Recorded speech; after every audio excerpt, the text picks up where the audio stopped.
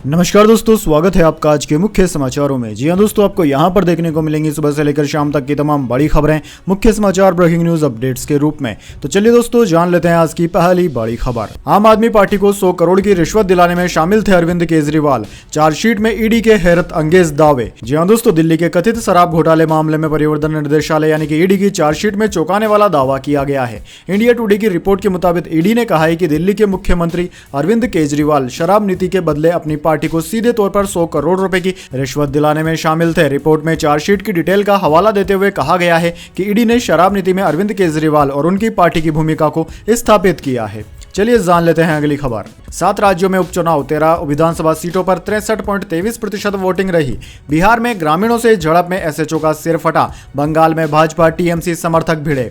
जी हां दोस्तों, लोकसभा चुनाव के रिजल्ट के बाद बुधवार को 7 राज्यों की 13 विधानसभा सीटों पर उपचुनाव हुए। वोटिंग सुबह 7 बजे शुरू हुई, जो शाम 6 बजे तक चली। छिटपुट घटनाओं के अलावा कुल मिलाकर मतदान शांतिपूर्ण रहा। नतीजे 13 जुलाई को आ जाएंगे। चलिए जान लेते हैं अगली खबर।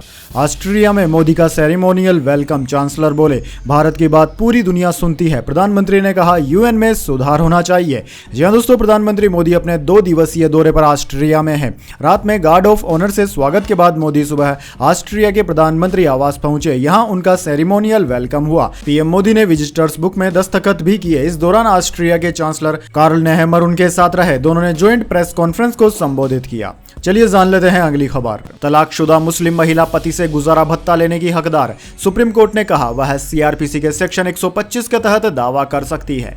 जी हां दोस्तों, सुप्रीम कोर्ट ने बुधवार को कहा कि तलाकशुदा मुस्लिम महिला अपराध प्रक्रिया संहिता सीआरपीसी की धारा 125 के तहत अपने पति से भरण पोषण की हकदार है। इसके लिए वह याचिका दायर कर सकती है। जस्टिस बीवी नागरत्ना और जस्टिस ऑगस्टिन जॉर्ज मसीह की बेंच ने एक मुस्लिम युवक की याचिका को खारिज करते हुए यह आदेश दिया। कोर्ट ने कहा कि मुस्लिम महिला अधिनियम 1986 धर्मनिरपेक्ष कानून पर हावी नहीं होगा।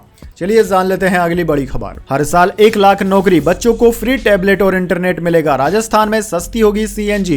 पंचायत चुनाव एक साथ होंगे, कर्मचारी महिलाओं को सस्ता लोन मिलेगा। जी हां दोस्तों, भजनलाल सरकार का पहला फुल बजट पेश करते हुए वित्त मंत्री दिया कुमारी ने विधानसभा में 2 घंटे 51 मिनट का लंबा भाषण दिया। अपने पहले बजट भाषण में दिया कुमारी ने युवाओं, महिलाओं, किसानों के लिए कई बड़ी घोषणाएं की।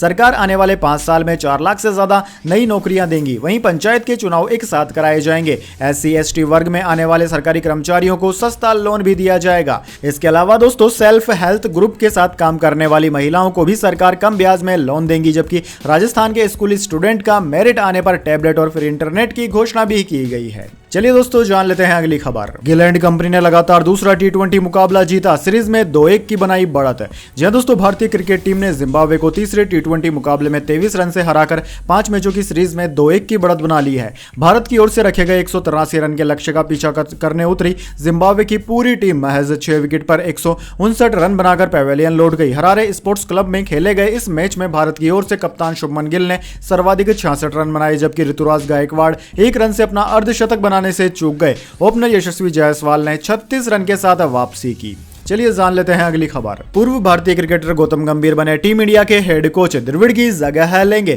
2027 तक रहेगा कार्यकाल। केकेआर को इसी साल आईपीएल जिताया था। जी हां दोस्तों, आपने बिल्कुल सही सुना, गौतम गंभीर टीम इंडिया के नए हेड कोच बन गए हैं। बीसीसीआई सेक्रेटरी जय शाह ने मंगलवार को इसका ऐलान कर दिया। दरअसल दोस्तों, 42 साल के गंभीर ने द वॉल के नाम से मशहूर राहुल द्रविड़ की जगह ली है। राहुल द्रविड़ का कार्यकाल T20 वर्ल्ड कप के बाद खत्म हो गया है। गंभीर का कार्यकाल जुलाई 2027 तक रहेगा।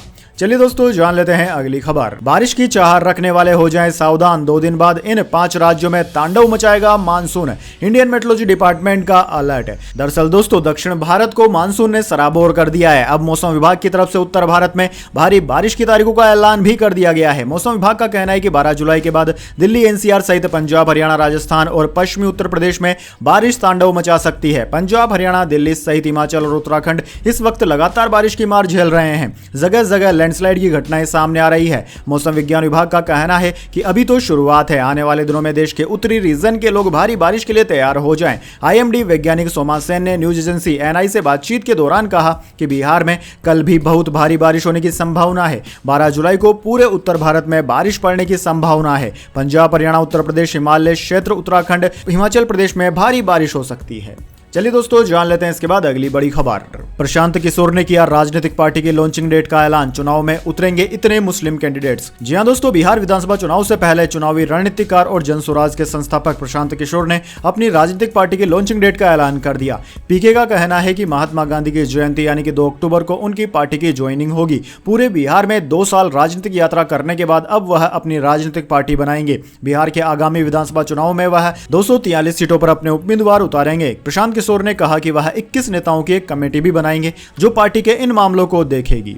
चलिए जान लेते हैं अगली खबर। पुतिन मोदी की मुलाकात पर वर्ल्ड मीडिया का रिएक्शन। न्यूयॉर्क टाइम्स ने लिखा, पुतिन को अलग थलग करने की कोशिश कमजोर हुई। बीबीसी बोला, मोदी ने संतुलन बनाया। जी हां दोस्तों, प्रधानमंत्री मोदी सोमवार शाम रूस की राजधानी मॉस्को पहुंचे थे। दोनों नेताओं के बीच पुतिन के निजी आवास पर अनौपचारिक बैठक भी हुई। मंगलवार को मोदी ने भारतीय समुदाय के लोगों को संबोधित किया और 22वें भारत रूस वार्षिक शिखर सम्मेलन में हिस्सा भी लिया। 26 घंटे मॉस्को में रहने के बाद प्रधानमंत्री मोदी ऑस्ट्रिया की यात्रा पर निकल गए। वहीं दोस्तों, इस पर अमेरिकी अखबार द न्यूयॉर्क टाइम्स ने लिखा है कि प्रधानमंत्री मोदी की मॉस्को यात्रा से पुतिन को अलग थलग करने की कोशिश कमजोर हुई है। वहीं इससे यूक्रेन की नाराजगी बढ़ गई है। न्यूयॉर्क टाइम्स लिखता है कि भारतीय प्रधानमंत्री की यह यात्रा वास्तविक सच्चाई को दिखाती है। चलिए दोस्तों जान लेते हैं अगली खबर। केजरीवाल बोले, जमानत रद्द करना न्याय की विफलता के समान। हाईकोर्ट में दाखिल जवाब में कहा कि परेशान और अपमानित करने के लिए गिरफ्तारी हुई। जी हां दोस्तों, दिल्ली के मुख्यमंत्री अरविंद केजरीवाल ने बुधवार को हाईकोर्ट में दाखिल जवाब में कहा कि मेरी जमानत रद्द करना न्याय की विफलता के समान है। मैं विच हंट का शिकार हुआ हूं। दरअसल दोस्तों, जानबूझकर किसी व्यक्ति को परेशान करना विच हंट का शिकार होना कहलाता है। यह राजनीतिक विरोधी भी हो सकता है। केजरीवाल को शराब नीति मनी लॉन्ड्रिंग मामले को लेकर ईडी ने 21 मार्च को गिरफ्तार किया था। चलिए दोस्तों जान लेते हैं अगली खबर। मुंबई BMW केस, आरोपी ने गर्लफ्रेंड को 40 फोन किए। दंपति को उड़ाने के बाद 2 घंटे उसके घर रुका। 16 जुलाई तक कस्टडी में। जी हां दोस्तों, Mumbai hit and run case के आरोपी और शिवसेना नेता राजेश शाह के बेटे मिहिर शाह को पुलिस ने मंगलवार को गिरफ्तार कर लिया। उसे 7 दिन की पुलिस कस्टडी में भेज दिया गया है। घटना के तीसरे दिन करीब 60 घंटे बाद पुलिस उसे पकड़ने में कामयाब हुई। दोस्तों आपको बता दें, मिहिर रविवार को BMW से कावेरी नखवा नाम की महिला को कुचलने के बाद से फरार हो गया था। सूत्रों ने बताया कि एक्सीडेंट के बाद मिहिर ने सबसे पहले अपने पिता को फोन किया। उन्होंने ही उसे भागने के लिए कहा था। उसके बाद मिहिर ने BMW कार और ड्राइवर को बांद्रा के कला नगर के पास छोड़ा। पकड़े न जाने के लिए उसने कार की नंबर प्लेट हटा दी। चलिए दोस्तों जान लेते हैं अगली खबर। महाराष्ट्र में 11 सीटों पर MLC चुनाव, बीजेपी सबसे मजबूत, 9 सीटें जीत सकती है महायुति। क्रॉस वोटिंग हुई तो कांग्रेस, पवार, उद्धव को फायदा। जी हां दोस्तों, महाराष्ट्र में 11 सीटों पर विधान परिषद यानी कि MLC के चुनाव होने हैं। 12 जुलाई को वोटिंग है और उसी दिन नतीजों का भी ऐलान होगा। 11 सीटों पर 12 उम्मीदवारों ने नॉमिनेशन फाइल किया है। एक कैंडिडेट को जीत के लिए 23 विधायकों के वोट चाहिए। लोकसभा नतीजों के बाद महाराष्ट्र में वाम विकास अघाड़ी का पलड़ा भारी है, लेकिन MLC के चुनाव में बीजेपी और उसके गठबंधन वाली महायुति मजबूत दिख रही है। वैसे दोस्तों कमेंट करके बताइए, क्या बीजेपी गठबंधन अभी भी महाराष्ट्र में मजबूत स्थिति में है या नहीं। चलिए दोस्तों जान लेते हैं अगली खबर। यूपी के उन्नाव में सड़क हादसा, 18 की मौत। सड़क पर बिखरी लाशें देखकर पुलिसकर्मी बेहोश। बिहार से दिल्ली जा रही बस टैंकर से टकराई। जी हां दोस्तों, उत्तर प्रदेश के उन्नाव में बुधवार सुबह 5:15 पर डबल डेकर बस और टैंकर की टक्कर हो गई। हादसे में बस सवार 18 यात्रियों की मौत हो गई, 19 घायल हैं। मृतकों में 14 पुरुष, 2 महिलाएं और 2 बच्चे शामिल हैं। बस बिहार के सिवान से दिल्ली जा रही थी। हादसा लखनऊ आगरा एक्सप्रेसवे पर बांगर मऊ कोतवाली के पास हुआ। चलिए दोस्तों जान लेते हैं अगली खबर। डोनाल्ड ट्रंप ने बाइडेन को गोल्फ खेलने का चैलेंज दिया। कहा, अगर जीते तो 8 करोड़ दूंगा। बाइडेन बोले, मेरे पास टाइम नहीं। जी हां दोस्तों, अमेरिका के पूर्व राष्ट्रपति डोनाल्ड ट्रंप ने मौजूदा राष्ट्रपति जो बाइडेन को गोल्फ मैच खेलने का चैलेंज दिया है। ट्रंप ने तो यह तक कह दिया कि अगर वे बाइडेन से हार जाते हैं तो वह राष्ट्रपति की पसंद से किसी चैरिटी को $1 मिलियन यानी कि 8.35 करोड़ रुपए दान में दे देंगे। डोनाल्ड ट्रंप ने साउथ फ्लोरिडा में एक रैली के दौरान बाइडेन को चैलेंज करते हुए कहा कि मैं आधिकारिक तौर पर यहां डोरल के ब्लू मॉन्स्टर में 18 होल वाले गोल्फ मैच के लिए राष्ट्रपति बाइडेन को चुनौती दे रहा हूं, जिसे दुनिया के सबसे बेहतरीन गोल्फ कोर्स टूर्नामेंट में से एक माना जाता है। चलिए दोस्तों जान लेते हैं अगली खबर। साल 2050 तक कितनी होगी भारत की जनसंख्या, जानकर नहीं होगा आपको भी यकीन है। दरअसल दोस्तों, आज यानी कि 11 जुलाई को विश्व जनसंख्या दिवस मनाया जाता है। ये दिवस बाकी दिवस से काफी खास है क्योंकि यह दिन तेजी से बढ़ती जनसंख्या और उससे जुड़ी चुनौतियों के बारे में जागरूक करता है। वैसे दोस्तों, यह बात आप जानकर हैरान अनुमान हो जाएंगे कि साल 2050 तक भारत की जनसंख्या 142.86 करोड़ से ज्यादा हो जाएगी। वैसे दोस्तों कमेंट करके बताइए आपके क्या विचार हैं, क्या भारत की जनसंख्या 150 करोड़ को पार कर पाएगी या नहीं। चलिए दोस्तों जान लेते हैं अगली खबर।